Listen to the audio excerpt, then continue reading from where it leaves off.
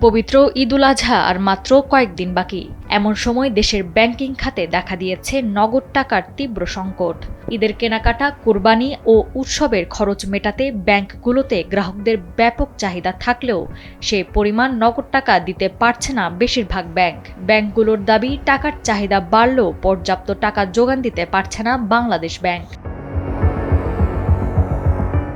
ঈদের চাপ সামাল দিতে সম্প্রতি একটি বেসরকারি ব্যাংক বাংলাদেশ ব্যাংকের কাছে প্রায় 4,000 কোটি টাকার চাহিদাপত্র জমা দেয়।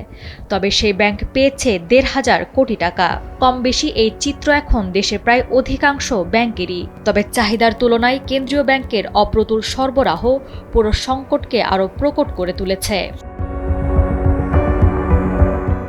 শুধু ব্যাংকের শাখা নয়, ঈদের ছুটির আগে গ্রাহকদের অন্যতম ভরসা এটিএম বুথগুলো একের পর এক টাকা শূন্য হয়ে পড়ছে। ফলে জরুরি প্রয়োজনে নিজের জমানো টাকা তুলতে না পেরে চরম ক্ষোভ ও হতাশায় পড়ছেন সাধারণ মানুষ।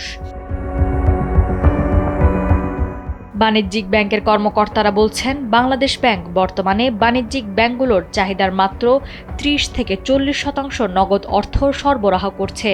গত 7-8 দিন ধরে এই পরিস্থিতি চলছে। ব্যাংকগুলো যে পরিমাণ নগদ টাকার চাহিদা দিচ্ছে সে তুলনায় অনেক কম অর্থ পাচ্ছে।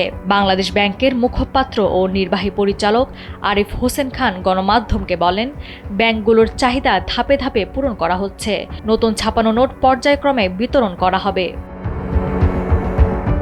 নাওয়ার সালসাবিল দুর্দানা, সময়ের আলো।